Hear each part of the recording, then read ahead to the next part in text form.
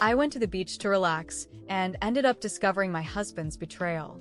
Because, of course, the cheated wife can't even sunbathe in peace. It was Saturday, and I had the day off from work. My friend sent me a message, "Hey, what are you doing?" And I replied, "Oh, nothing, just at home." My husband was working on a Saturday, but fine, no big deal. He usually didn't work on Saturdays. Small detail. Then my friend said, "I'm going to the beach. Want to come with me?" And of course, since I wasn't doing anything, I went. I sent my husband a message to let him know, but it didn't go through. I thought, what a shame, right? But anyway, he was already informed that I was going to the beach because we had an agreement. We could go out, but we always had to inform each other. Of course, my husband didn't tell me about the other things in his life. So far, so good. I got ready, looked amazing, took my motorcycle, and in 10 minutes I was already at the beach. I didn't live very far. We arrived, set up our things on the sand, ordered something to drink, and started enjoying ourselves. We were there chatting peacefully when suddenly, we started hearing murmurs from the people around us. They were saying things like, "Oh my God, I can't believe it," and "How can someone do that?" We looked at each other, thinking, what could have happened? We looked around but didn't see anything. People kept commenting as if it was some huge scandal. Then someone from the group next to us said, "Let's go," and stormed off, completely outraged. We didn't understand anything, neither did my friend. We looked everywhere and still, nothing was happening. Time passed, we forgot about it, and continued enjoying the day. But soon after, another couple sitting ahead of us also started commenting loudly, "I can't believe it." And of course, we thought, but what's going on? What is so unbelievable that we're not seeing? My friend, who is the queen of gossip, said, "I'm going to ask what's happening." By then, we were already worried and dying of curiosity. The beach was crowded, and many people around us were talking about something we didn't understand. My friend got up to ask and came back pale as a ghost. I looked at my friend, waiting for her to say something, but she just stood there, frozen, with wide eyes and her mouth slightly open, as if she had seen a ghost. "What is it?" I asked, already feeling my heart race. She didn't answer right away, just glanced around, as if checking if anyone was listening. After a long sigh, she leaned closer to me and whispered, "You won't believe what people are saying." My mind started racing, trying to imagine what could be so shocking. Was there someone famous here? Had something serious happened? Tell me already. I insisted, feeling impatience grow inside me. My friend swallowed hard, took a deep breath, and said, "It's your husband. He's here, and he's not alone." For a moment, my body froze. I blinked a few times, trying to process those words. "It can't be. He's at work," I said, trying to laugh it off to mask the suffocating feeling rising in my chest. That's what I thought, but people are talking about what he's doing with her. The last part of her sentence hit me like a punch in the stomach. I felt dizzy, as if all the warmth of the sun had suddenly vanished, and a strange coldness ran down my spine. "Where?" I asked, standing up almost automatically. My friend hesitated, trying to grab my arm. "Are you sure you want to see?" I let out a dry laugh. Of course, I wanted to see. I needed to see. I needed to confirm with my own eyes that it was a mistake, that it wasn't him. Because it couldn't be. He would never do this. Right? I walked with firm steps, but inside, I was shattered. The murmurs of the people around me seemed distant, as if I were in a bad dream I wanted to wake up from. Every step I took brought me closer to the truth, and at the same time, I wanted to turn around, pretend I knew nothing, that everything was fine. But it was too late. And then I saw. There he was, my husband, the man I shared my life with, the one I trusted blindly.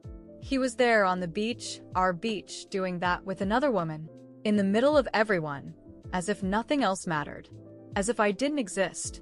My heart stopped for a moment, and then started beating so hard I could hear it in my ears. The woman he was with was a complete stranger to me, young, beautiful, and completely at ease.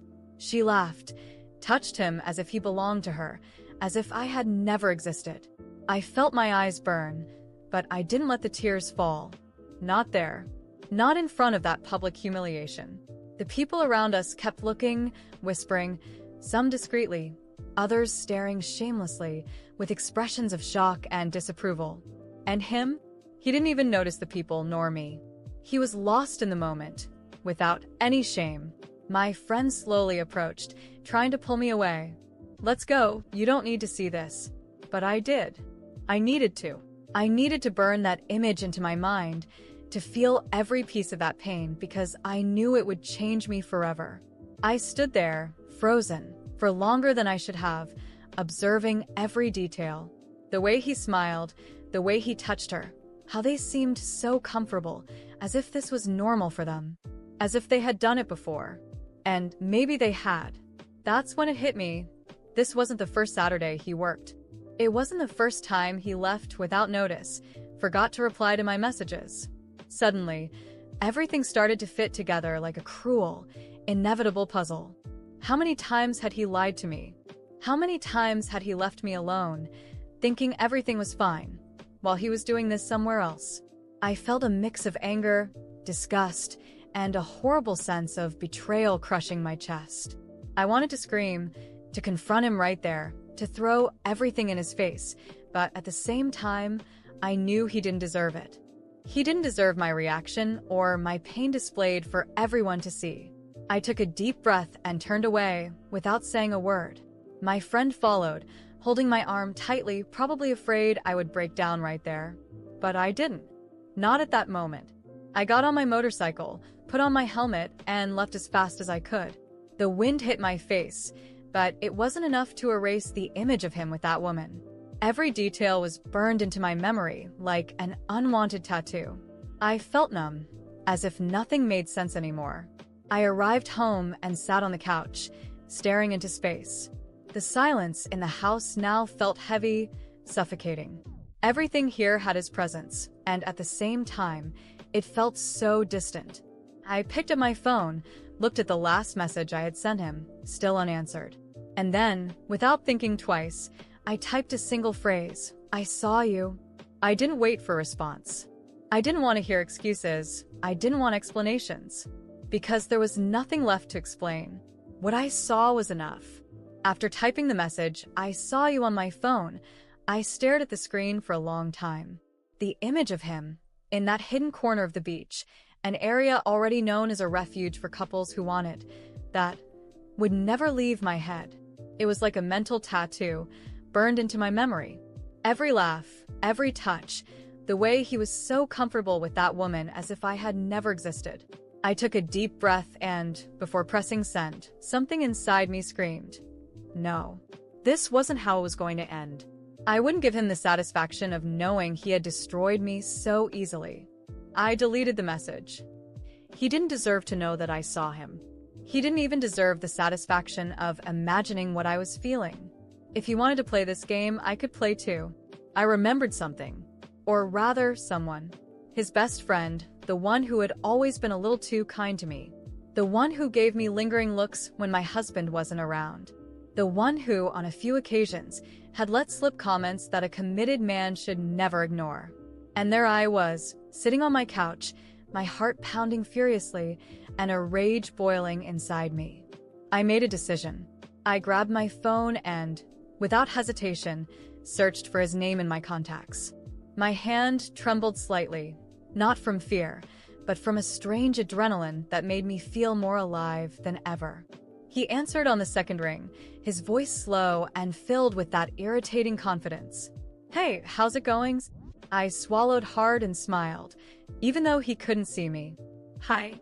I was thinking, do you want to meet up today?" There was a moment of silence on the other end of the line, and then he laughed, surprised. "Wow, are you sure?" "Yes, I am."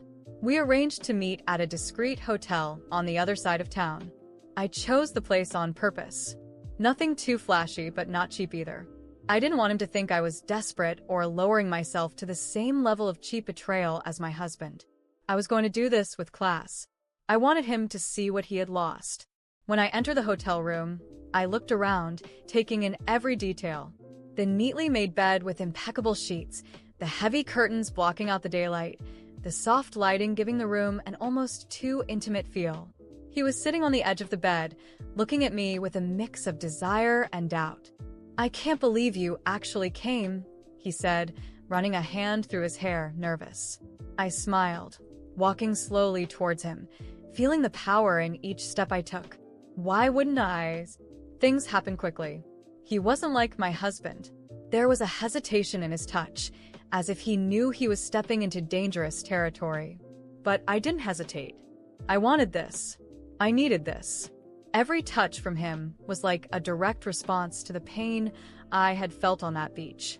A twisted kind of justice that only made sense to me in that moment. And then, in the middle of the most intense moment, I reached for my phone, which I had strategically placed next to the bed. I called my husband on a video call. When the screen showed that he answered, his face appeared confused, his brow furrowed. He was probably at home, sitting on the couch, relaxing after his workday. But when he realized what he was seeing, his expression shifted from confusion to shock. His eyes widened, his mouth opened as if he wanted to say something, but he was speechless. His best friend's hand slid away from me instantly, and he pulled back, sitting on the bed, pale. "What did you do?" he murmured, looking for me to the phone, which I still held firmly, showing every detail. I looked directly into the camera, staring at my husband as if it were the last time. He said nothing, didn't blink, didn't breathe. "You owe me an explanation," I finally said, my voice filled with a venom I never thought I was capable of. "And I'm just collecting what's due." His best friend was still there, completely embarrassed, trying to fix his clothes and figure out what to do. "Why did you do this?" he asked nervously. I turned to him and gave a cold smile. "It was necessary." My voice was low but firm, filled with a resolve no one could question. "And it's none of your business." I ended the call before my husband could react, before he could stammer out any pathetic excuse. I didn't want to hear it. I wanted him to see. I wanted him to know that I was capable of giving back in kind, or maybe even worse. I stood up from the bed, grabbed my bag, and looked at his friend, who was still speechless. "This never happened," I said before walking out the door, leaving him there, confused and regretful. As I stepped out of the hotel and breathed in the fresh air, I felt a strange sense of relief. It wasn't exactly victory, but it was something. My phone buzzed in my pocket, and when I pulled it out, I saw several missed calls from my husband. I ignored them all. He was panicking, desperate to talk to me. I smiled to myself. He deserved to suffer a little. He deserved to feel what I had felt on that beach, in front of everyone. I hopped on my motorcycle and sped through the city, with no particular destination. Maybe I didn't know yet what I would do about my marriage, but one thing was certain. He would never underestimate what I was capable of again. I got home with my head buzzing, but a discreet smile on my face. My phone wouldn't stop vibrating with his calls. I knew he must be panicking, trying to figure out if what he had seen was real or some cruel trick of fate. And me?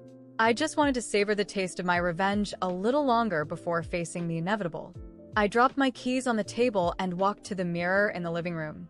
I looked at myself for a few seconds, taking in the woman reflected back at me. A woman who, just a few hours ago, felt destroyed, humiliated, but who now had an unexpected strength pulsing within her.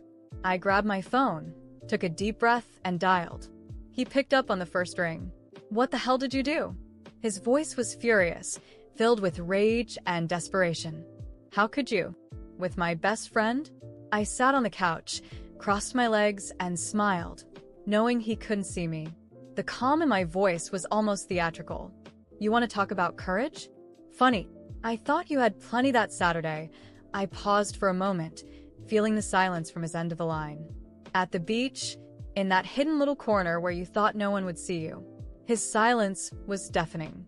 I knew exactly what was going through his mind. He was reliving the moment, trying to understand how I found out how I ended up there. What? What are you talking about?" He tried to fake ignorance, but his voice wavered. I laughed, a soft, cruel laugh. "Do you really think that place was so secret?" "Oh, sweetheart, there's an exact angle from the beach, right near the snack bar, where you can see everything. Every single thing. And everyone saw it. I said, feeling his humiliation twisting inside him like slow-acting poison. People were whispering, murmuring, and there you were, so comfortable. He swore under his breath. I could picture him running his hand through his hair, pacing back and forth, his pride shattered. This has nothing to do with it. He tried to argue, but his voice was weak. I can't believe you stooped so low. With my friend, for God's sake. I crossed my arms, feeling a bittersweet satisfaction washing over me. Well, let's just say your friend isn't just good at being a friend. I let the words hang in the air, enjoying the insinuation, knowing it hurt him more than anything. You're kidding me, right? He shouted on the other end. Kidding? I sighed, pretending to be bored. You gave me a gift, darling. I just returned it. Now we're even. And, by the way, your friend is pretty talented. It's a shame you never figured that out before. I heard a loud noise on his end, something falling. Maybe he had thrown his phone against the wall. I knew he was losing it, but I didn't care anymore. He cheated first, he underestimated me, and now he was tasting the bitter flavor of betrayal. You're a vindictive bitch. He spat the words out with hatred. I laughed again, this time louder. And you're a predictable idiot. Did you really think you could do what you did and get away with it? Did you think I'd keep being the devoted, understanding wife while you played the single guy? He stayed silent for a few seconds. I made a mistake. His voice came out low, almost pleading. I didn't mean to hurt you. Oh, shut up. I cut him off, feeling my heart race. You never cared about that. What hurts you now is your bruised ego. The idea that someone could do to you what you did to me. But here's the difference. I had class. I didn't do it on a dirty beach, in front of everyone. I chose a hotel room with clean sheets and a nice view. I respected myself more than you ever respected me. More silence. I could practically feel his humiliation spreading from the other end of the line. What do you want now? Are you going to throw this in my face for the rest of my life? I took a deep breath, and this time my voice came out firm and without hesitation. I want a divorce. What? He blurted out, as if he hadn't heard correctly. You heard me. I'm divorcing you. I've already talked to a lawyer. I want everything settled as soon as possible. You're not serious? I've never been more serious in my life. It's over. I've wasted too much time and energy on something that was never real to you. Now it's my turn to move on. He started saying something, some pathetic attempt to convince me, maybe empty promises that weren't even worth listening to anymore. But I had already made my decision. Good luck with your little beach escapades, I said coldly before hanging up. I tossed the phone onto the table and took a deep breath. The relief was immediate. There was nothing holding me back to him anymore. For the first time in a long time, I felt free. I walked to the window and looked outside. Life went on, people carried on with their routines, and I was ready to start over. I knew the road wouldn't be easy, but I also knew I would never again allow myself to be underestimated, betrayed, or disrespected. I smiled, feeling stronger than ever. Life had just taught me a valuable lesson, and I was ready to move forward without looking back.